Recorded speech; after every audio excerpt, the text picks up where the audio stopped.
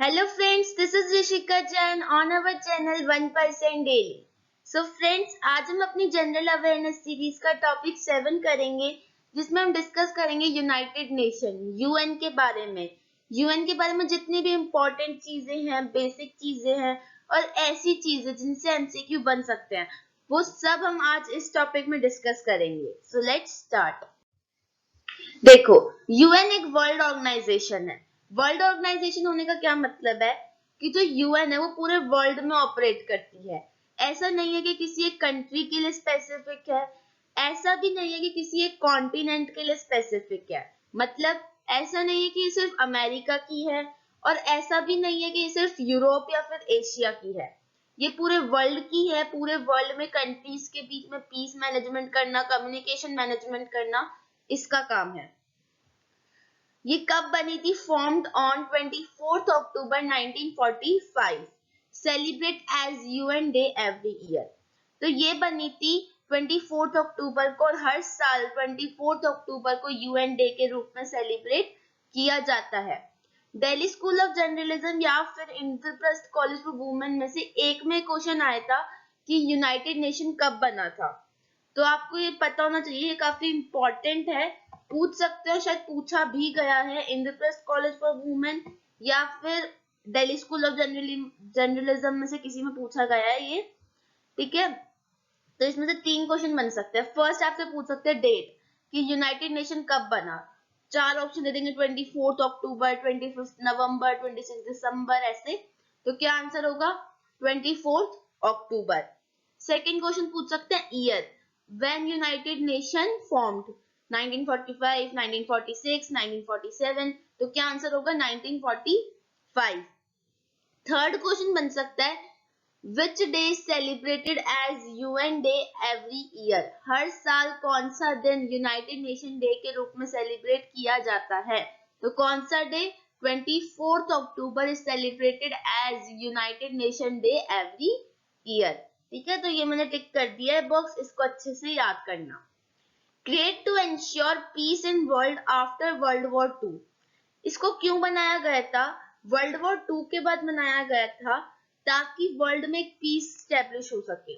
इसको इसलिए बनाया गया ताकि कंट्रीज के बीच में कम्युनिकेशन ला सके, कंट्रीज के बीच में रिलेशन मेंटेन कर सके और एंश्योर कर सके कि दोबारा वर्ल्ड वॉर 1 या फिर वर्ल्ड वॉर 2 जैसी कंडीशन ना आए, एक पीस रहे पूरे वर्ल्ड में, इसलिए इसको बनाया गया था।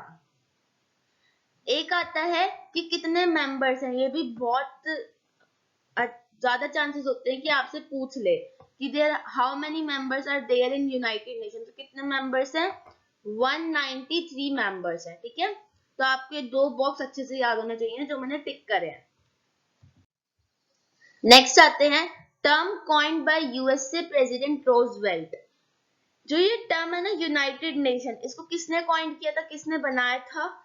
यूएसए के प्रेसिडेंट, अमेरिका के प्रेसिडेंट रोजवेल्ट ने। अच्छा, यूनाइटेड नेशन का हेडक्वार्टर कहाँ पर है? न्यूयॉर्क में। ऐसे क्वेश्चंस बहुत कॉमनली पूछे जाते हैं, आपसे बहुत सारी ऑर्गेनाइजेशन के हेडक्वार्टर पूछे जाते हैं कि कहाँ पर है। इसलिए आपको ये बॉक्स भी अच्छे से याद होना चाहिए कि जो यूनाइटेड नेशन है उसका हेडक्वार्टर कहाँ पर है? न्यूयॉर्क में। जो यूनाइटेड नेशन के ऑफिसेज है वो कहाँ कहाँ पर है? जिनेवा में भी है और वेना में भी है, लेकिन हेडक्वार्टर सिर्फ एक जगह होता है, कहाँ पर है? न्यूयॉर्क में।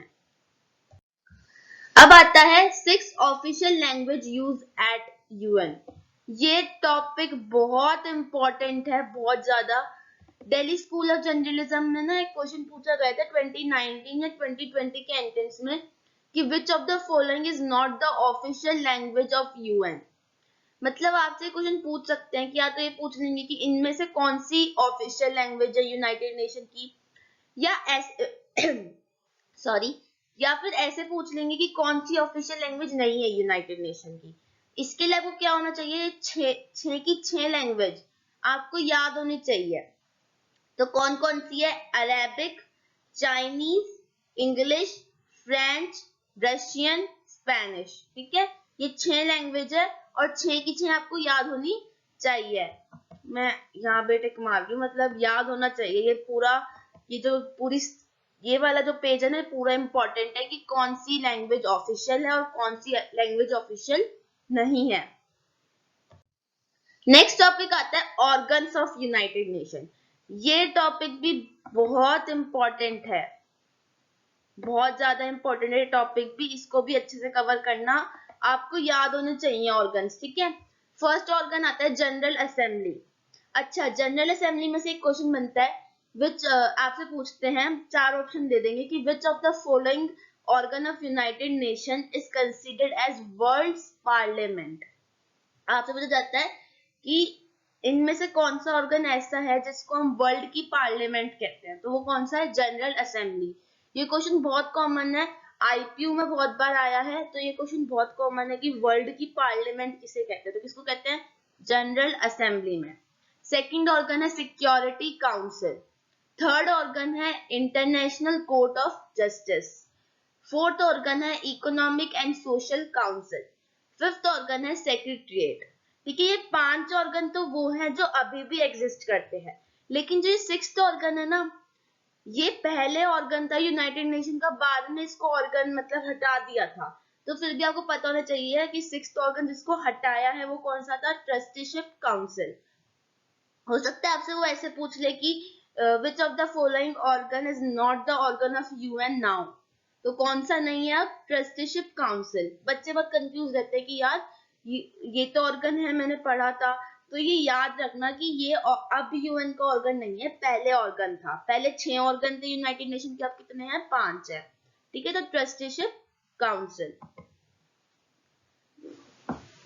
ठीक है, इसको भी अच्छे से याद रखना। एक मैंने इसमें आपको क्वेश्चन बताया है कि वर्ल्ड की पार्लियामेंट किसे कहते हैं, जनरल असेंबली को। आपको 5 ऑर्गन याद होने चाहिए। 6th ऑर्गन आपको याद होना चाहिए कि पहले था, अब कोई ऑर्गन नहीं है, ट्रस्टीशिप काउंसिल पहले था। ठीक है, तो फ्रेंड्स ये यूनाइटेड नेशन की पूरा जितना भी आपको एमसीक्यूज की फॉर्म में पूछ सकते हैं और जितनी बेसिक और इम्पोर्टेंट इंफॉर्मेशन थी यूनाइटेड नेशन की, वो मैंने सब बताई है आपको। इसमें से क्वेश्चंस हो सकते हैं, मतलब पूछ लेते हैं, क्योंकि यूनाइटेड नेशन एक वर्ल्ड ऑर्गेनाइजेशन है, बहुत इंपॉर्टेंट ऑर्गेनाइजेशन है। तो इस टॉपिक को बहुत बहुत अच्छे से कवर करना।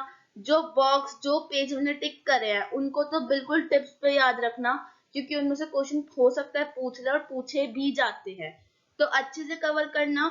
और अगर आपको इनके नोट्स चाहिए, ये नोट्स की फॉर्म में चाहिए, तो आप प्लीज टेलीग्राम ग्रुप को ज्वाइन कीजिए, क्योंकि टेलीग्राम ग्रुप पे सारे नोट्स अवेलेबल है। आप इजीली नोट्स को एक्सेस कर सकते हैं, आप एमसीक्यूज की प्रैक्टिस कर सकते हैं टेलीग्राम ग्रुप पे, और आपको सारी वीडियो के अपडेट्स वहां मिलते हैं, सारी इंफॉर्मेशन वहां पे मिलती है। तो आप जल्दी से टेलीग्राम ग्रुप को ज्वाइन करिए ताकि आपका एंट्रेंस इजीली क्रैक हो सके। और अगर आपको वीडियो पसंद आती है मेरी, तो प्लीज वीडियो को लाइक करो, चैनल को सब्सक्राइब करो, ज्यादा से ज्यादा शेयर करो ताकि मुझे मोटिवेशन मिले। Thank you and have a nice day.